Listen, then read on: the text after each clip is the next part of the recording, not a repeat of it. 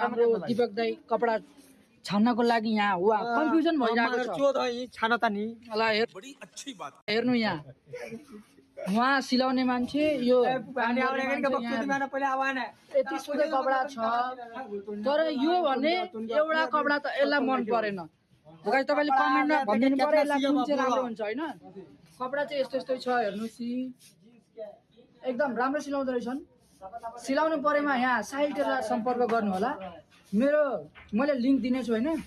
यहाँ बोर्डको contact number सबै हाल्दिन्छु।